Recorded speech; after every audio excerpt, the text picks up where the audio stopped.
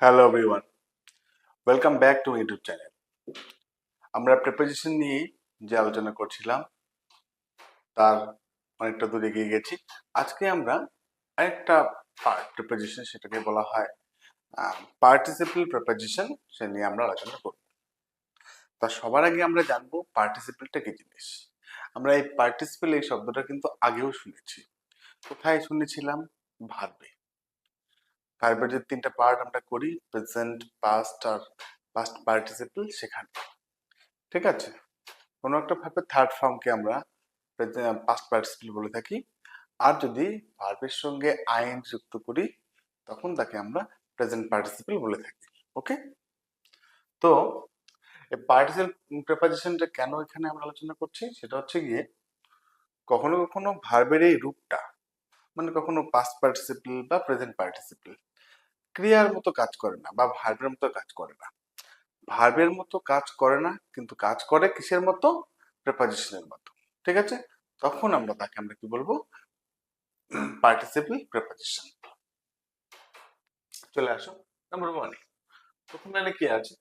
Regarding this matter I know nothing.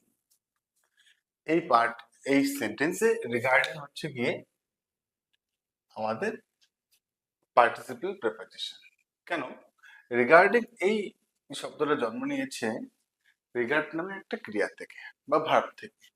ঠিক আছে, কিন্তু রিগার্ড মানে আমরা জানি সম্মান দেওয়া, কিন্তু এখানে রিগার্ডিং এর অর্থটা কি বোঝাচ্ছে?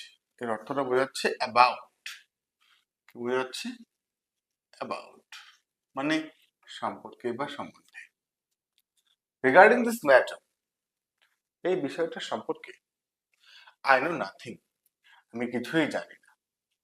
যদি আমি রিগার্ডিং এর পরিবর্তে অ্যাবাউট কথাটাকে ব্যবহার করি, about this matter I know nothing, অর্থ কিন্তু একই। ঠিক আছে, সেখানে কোনো গন্ডগোল নেই। আমরা বুঝতে পারছি। তো এখানে রিগার্ড ভার্বটার সঙ্গে আইএন যুক্ত করা হয়েছে এবং সেটা একটা পার্টিসিপেলের ধারণ করেছে, কিন্তু সেটা কাজ করছে প্রিপোজিশনের মতো, তাই জন্য এটাকে বলা হবে পার্টিসিপল প্রিপোজিশন। ওকে, নাম্বার 2 কি আছে? The Torsha river flows past our village. এখানে এই শব্দটাকে লক্ষ্য করো, পাস্ট। আমরা কিন্তু পাস্টের আরেকটা অর্থ জানি, অতীত।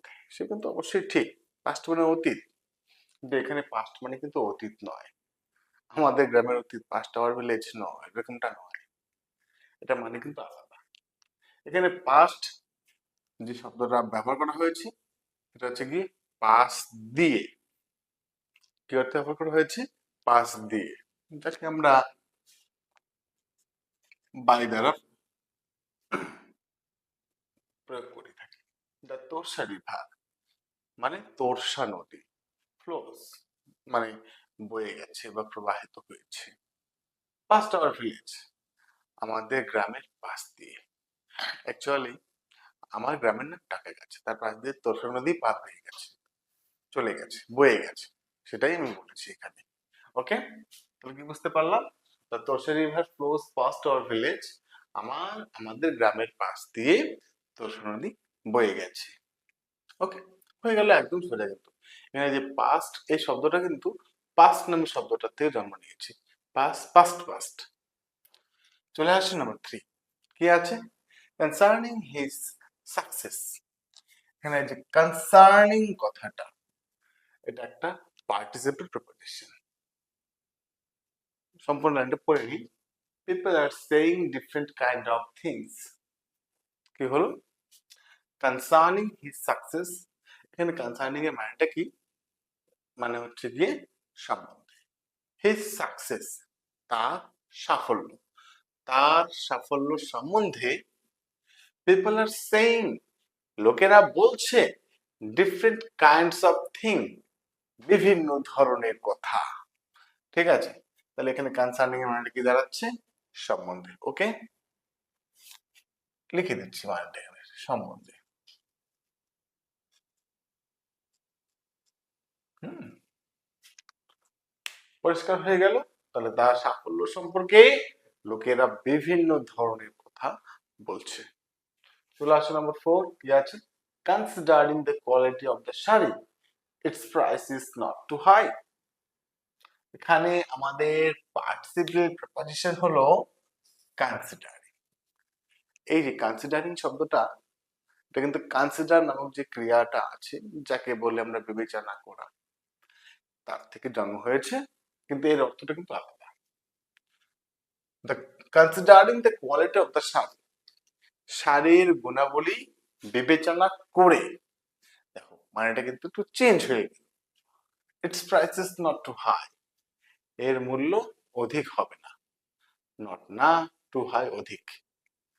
তাহলে আমরা যদি শাড়ির গুণাগুণ বিচার করি, তাহলে আমরা কি বলতে পারি যে এই শাড়িটা মোটামুটি 600 টাকার মধ্যে, এই শাড়িটা ভালোই আছে, হ্যাঁ নরম আছে, এই শাড়িটা 1000 টাকা, এরকম এইভাবেই বলা হচ্ছে considering the quality of the sari, শাড়ির গুণাবলী বিচার করে, বিবেচনা করে, its price is not too high, এর দাম কিন্তু অধিক হবে না বা কম হবে। তাহলে এটা মানেটা কি দাঁড়ালো? বিবেচনা করে, বিবেচনা করে। ওকে, চলে আসো নেক্সট নাম্বার, সেটা number 5। Hitler tortured the Jews greatly during the Second World War. হিটলারের নাম আমরা সবাই শুনি, প্রত্যেকেই শুনেছি হিটলারের নাম। এবার টর্চার মানে কি? অত্যাচার করা। ফার্স্ট টেন্সে আছে, অত্যাচার করেছিল। দ্য জিউস, জিউস কাদেরকে বলা হয়? জিউস হচ্ছে ইহুদিদের বলা হয়। কাদেরকে বলা হয়? ইহুদি। ওকে, গ্রেটলি মানে দারুণ ভাবে, মানে হিটলার ইহুদিদের ভয়ঙ্কর অত্যাচার করেছিল, ঠিক আছে, দারুণ ভাবে অত্যাচার করেছিল, এরকম অর্থ। এবার বলেছে ডিউরিং সেকেন্ড ওয়ার্ল্ড ওয়ার। এই যে ডিউরিং, এই কথাটা, এটা হচ্ছে আমাদের পার্টিসিপেল প্রিপোজিশন। এর মানেটা কি? সময়ে। কোন সময়ে? ডিউরিং মানে সময়ে, ঠিক আছে, দ্বিতীয় বিশ্বযুদ্ধের সময়। ডিউরিং মানে সময়। ওকে, তাহলে দ্বিতীয় বিশ্বযুদ্ধের সময়ে হিটলার ইহুদিদের উপর ভয়ঙ্কর অত্যাচার করেছিল বা দারুণ অত্যাচার করেছিল। দেখো বোঝা যাচ্ছে কি সুন্দর আমরা পার্টিসিপেল প্রিপোজিশনস গুলো ব্যবহার করছি সেন্টেন্সে। এভাবে তোমরাও করবে, শিখে যাবে। তারপরটা চলে আসুন, কি আছে? তারপরটা আছে notwithstanding his denial, the police arrested him for the crime. এই প্রথম শব্দটা লক্ষ্য করো, সেটা হচ্ছে গিয়ে নট উইথ স্ট্যান্ডিং, মানে কি? সত্ত্বেও, তা সত্ত্বেও বা সত্ত্বেও। হিজ ডেনিয়াল, ডিনাই কথাটা আমরা জানি, ডিনাই কথাটার থেকে ডেনিয়াল শব্দটা এসেছে, মানে অস্বীকার। তার অস্বীকার সত্ত্বেও the police arrested him for the crime, ঠিক আছে, এই ক্রাইমের জন্য তাকে পুলিশ কি করলো? গ্রেফতার করলো। ওকে, তার অস্বীকার সত্ত্বেও সে তো বলবে, যদি কেউ দোষ করে থাকে তারা কি বলে? না আমি করিনি, আমি করিনি। পরে গিয়ে প্রমাণিত হয় সেই দোষী ছিল এবং তার সঙ্গে আরো কয়েকজন দোষী জড়ে গেছে, ঠিক আছে, সেটাই বলছে। তার অস্বীকার সত্ত্বেও পুলিশ তাকে এই অপরাধের জন্য গ্রেফতার করলো। চলে আসছে নাম্বার 7, কি আছে? Pending any fresh instruction. এখানে পেন্ডিংটাকে আমি মার্ক করে রাখছি, আর সেটা একটা participle preposition. He will be in charge of the school. Okay, pending মানে কি? পেন্ডিং কথাটাকে ধরো সবাই জানে, কোনো কিছু বাকি আছে, পড়ে আছে, এখনো হয়নি, ঠিক আছে, সেই অর্থে আমরা কিন্তু পেন্ডিং কথাটাকে ব্যবহার করি। বুঝতে পারছো? হয়নি আর কি, না হওয়া পর্যন্ত। তাহলে পেন্ডিং এনি ফ্রেশ ইনস্ট্রাকশন, নতুন কোনো তথ্য না আসা পর্যন্ত, না হওয়া পর্যন্ত। হয়তো কাউকে বলা হয়েছে যে ঠিক আছে আপনি কিন্তু সামনের মাস থেকে আর ইনচার্জ থাকছেন না, আপনি এখান থেকে ওইখানে চলে যাচ্ছেন, সেখানকার ইনচার্জ হয়ে গেছেন। এই ইনস্ট্রাকশনটা ওরালি বললাম, ভার্বালি বললাম। যদি এটা রিটেন চলে আসে সঙ্গে সঙ্গে সেটাকে আমরা কার্যকর করি, ঠিক আছে, সেটাই বলেছে pending any fresh instruction.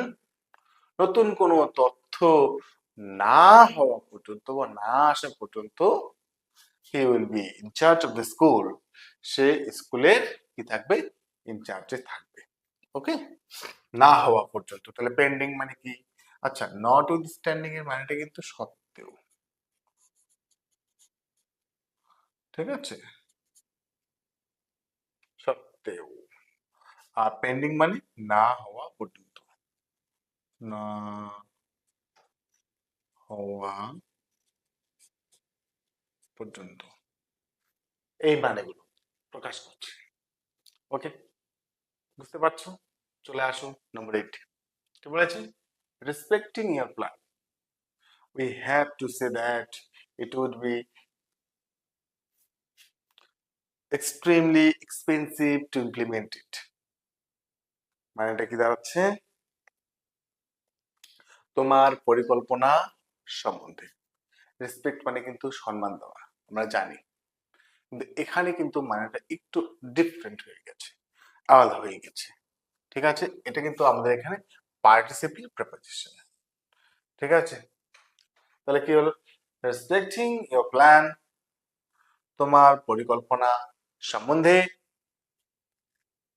We have to সে, মানে আমাদেরকে বলতে হবে বা আমরা বলবো, দ্যাট মানে যে it would be extremely expensive to implement it. Implement মানে বাস্তবায়ন করা, এক্সট্রিমলি মানে দারুণ ভাবে, এক্সপেন্সিভ মানে ব্যয়বহুল। ঠিক আছে, মানে তুমি কোনো একটা প্ল্যান করেছো, পরিকল্পনা করেছো, আর যদি তোমার পরিকল্পনাটাকে যদি আমরা বাস্তবে রূপদান করি, তবে সেটা কিন্তু অনেকটা ব্যয়ের ব্যাপার, মানে অনেক টাকা পয়সার প্রয়োজন আছে যদি তোমার সেই পরিকল্পনাটাকে বাস্তবে রূপদান করা হয়। ঠিক আছে, সেটা এখানে বলা হয়েছে, respecting your plan we have to say that it would be extremely expensive to implement it. তোমার পরিকল্পনা সম্পর্কে আমরা বলবো যে এটা কিন্তু বাস্তবায়ন করতে গেলে খুবই বা দারুণ ব্যয়বহুল হবে। ওকে, বোঝা গেছে? এখানে রেসপেক্টিং মানে কিন্তু এখানে কি দাঁড়াচ্ছে? সম্বন্ধে। ঠিক আছে, মানেগুলো কিন্তু খুবই সহজ। দেখো, আমরা কিন্তু এইভাবে আবার নতুন নতুন আহ, যে প্রিপোজিশন, পার্টিসিপল প্রিপোজিশন তৈরি হতেই পারে, কিন্তু অর্থটা নিয়ারেস্ট থাকবে, আমরা বুঝতে পারবো, প্রয়োজনে আমরা তৈরি করতে পারি। ওকে, তাহলে পার্টিসিপল প্রিপোজিশনটা কি আমরা বুঝতে পারলাম। কোনো ভার্ব থেকে জন্ম নেবে, ভার্বের যে রূপগুলো আছে ভার্বের সঙ্গে আইন যুক্ত করবো, প্রেজেন্ট পার্টিসিপল হবে, ভার্বের থার্ড ফর্ম যেটা পাস্ট পার্টিসিপল সেটাও হতে পারে। সেগুলো যদি আমরা প্রিপোজিশন হিসেবে ব্যবহার করে থাকি, তখন তাকে আমরা কি বলবো? Participle preposition. Okay, that's all for today. Thank you.